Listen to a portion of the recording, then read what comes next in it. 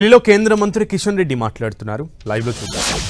మరి ఇమిడి ఉన్నది.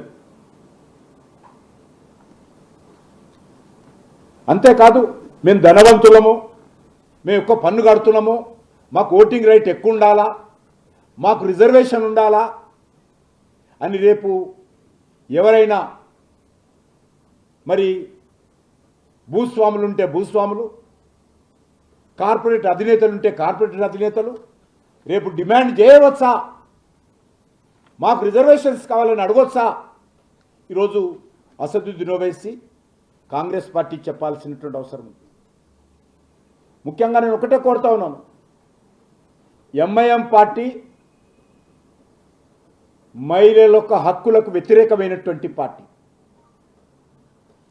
ఏ రకమైనటువంటి హక్కులు, ఏ రకమైనటువంటి అధికారాలు, అది సామాజికంగా కానీ, రాజకీయంగా కానీ, ఆర్థికంగా కానీ మహిళలకు ఉండకూడదని కోరుకునేటువంటి party Majlis party, MIM party. అలాంటి పార్టీతో కాంగ్రెస్ పార్టీ, అలాంటి పార్టీతో బీఆర్ఎస్ పార్టీ అంట కాగి ఈరోజు ఈ యొక్క రిజర్వేషన్స్ యొక్క చట్టాన్ని, నియోజకవర్గాల పునర్విభజన చట్టాన్ని ఈరోజు అడ్డుకుంటున్న విషయాన్ని సందర్భంగా మనవేస్తున్నాను. అంతేకాదు మహిళల రిజర్వేషన్ జరిగితే ఓల్డ్ సిటీలో మహిళా పాపులేషన్ ఎక్కువ, మజ్లిస్ డామినేటెడ్ ఉన్నటువంటి ఏరియాలో మహిళల పాపులేషన్ ఎక్కువ. ఎక్కడ మహిళలకు మజ్లిస్ పార్టీ ఎమ్మెల్యేలు ఉన్నటువంటి ప్రాంతంలో, మహిళల ఎంపీ ఉన్నటువంటి ప్రాంతంలో ఎక్కడ మహిళలకు రిజర్వేషన్ జరుగుతుందనేటువంటి కుట్రతో, మహిళల మీద వివక్షతతో, మహిళల మీద అక్కస్తో, మహిళల మీద కక్షతో ఈరోజు ఎంఐఎం పార్టీ ఈ యొక్క రిజర్వేషన్స్ వ్యతిరేకిస్తుంటే దానికి రేవంత్ రెడ్డి వంత పాడతాడు, దానికి ఈరోజు కేటీఆర్ వంత పాడతాడు. నేను ఒకటే అడుగుతా ఉన్నాను, మత ఛాదసవాదంతో ఎంఐఎం పార్టీ తన ఇన్ఫ్లుయెన్స్ను ఈ రెండు పార్టీల మీద మరి ప్రయోగిస్తున్నది. నేను ఒకటే అడుగుతా ఉన్నాను,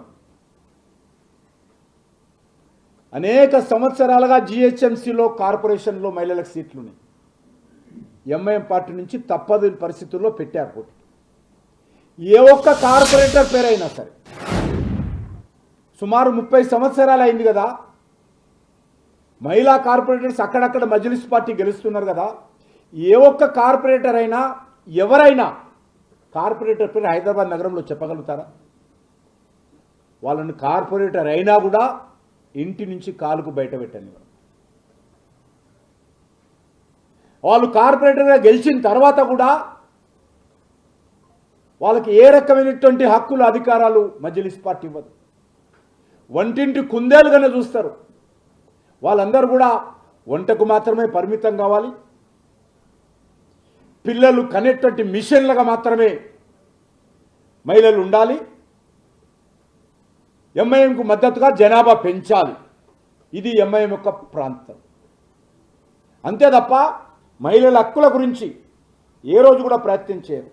నేను ఇంతకుముందు చెప్పినట్టు మహిళా కార్పొరేటర్స్ వాళ్ళ అధికారాలు ఏ రకంగా తొక్కి పెడుతున్నారో, ఏ రకంగా వాళ్ళ సెక్షన్ అణిచివేస్తూ ఉన్నారో మనకందరికీ తెలుసు.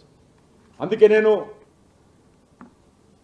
తెలంగాణ ప్రజలను, తెలుగు ప్రజలను, దక్షిణ భారతదేశ ప్రజలను కోరుతా ఉన్నాను, దక్షిణ భారతదేశానికి మేలు జరిగే విధంగా ఉండాలనేటువంటిదే నరేంద్ర మోడీ గారు కొత్త ఫార్ములా. నేను ఒక పార్టీ ఇండ్ల మీద జెండాలు ఎగరేస్తాం, నల్ల బట్టలు వేసుకొని తిరుగుతాము. మీరు ఇప్పుడు వేసుకున్నా వేసుకోకపోయినా భవిష్యత్తులో మీకు మిగిలేది నల్ల బట్టలు మాత్రమే. మీ ఇండ్ల మీద నల్ల జెండాలు ఎగరేసుకోవడం మిగులుతుంది. ఎక్కువ రోజులు, ఎక్కువ సార్లు ప్రజలను మభ్యపెట్టేటువంటి ప్రయత్నము, మోసం చేసేటువంటి ప్రయత్నము జరగదు. ప్రజలు చాలా చైతన్యమైనటువంటి ప్రజలు. నేను ఈరోజు అడుగుతా ఉన్నాను, దక్షిణ భారతదేశానికి ఈ ఫార్ములా లాభం చేకూరుస్తుందా, నష్టం చేకూరుతుందా? దమ్ము ధైర్యం ఉంటే ఈ పార్టీలు సవాల్ చేయాల్సిందిగా కోరుతాము. చర్చకు రావాల్సిందిగా కోరుతాను. కానీ వితండవాదంతో కాదు, వాస్తవిక దృక్పథంతో రండి. చర్చించడానికి కేంద్ర ప్రభుత్వం సిద్ధంగా ఉంది. కానీ అదే ఇన్ని రోజులు ఏం మాట్లాడారు, ఇప్పుడేం మాట్లాడుతున్నారు. ఇన్ని రోజులు మాట్లాడింది ఒక మాట, ఈరోజు ఒక మాట. మీరు రాజకీయ దురుద్దేశంతో తీసుకొస్తున్నారు. అదే దక్షిణ భారతదేశానికి నష్టం జరగొద్దు, తెలంగాణకు నష్టం జరగొద్దు, ఆంధ్రప్రదేశ్కు నష్టం జరగొద్దు, కర్ణాటక నష్టం జరగొద్దు, కేరళకు నష్టం జరగొద్దు, తమిళనాడుకు నష్టం జరగొద్దు అనేటువంటి ఉద్దేశంతో ప్రజల యొక్క సెంటిమెంట్ను అర్థం చేసుకొని ఉత్తర భారతదేశంలో జనాభా పెరిగినప్పటికీ కూడా, బీహార్లో జనాభా పెరిగినప్పటికీ కూడా, మధ్యప్రదేశ్లో రాజస్థాన్లో జనాభా పెరిగినప్పటికీ కూడా, దక్షిణ భారతదేశంలో జనాభా తగ్గినప్పటికీ కూడా అన్ని రాష్ట్రాలకు సమాన స్థాయిలో సమాన నిష్పత్తిలో సీట్లు పెంచుదాము. రాజకీయంగా ఈరోజు అన్ని ప్రాంతాలలో, అన్ని రాష్ట్రాలలో, అన్ని జిల్లాలలో కూడా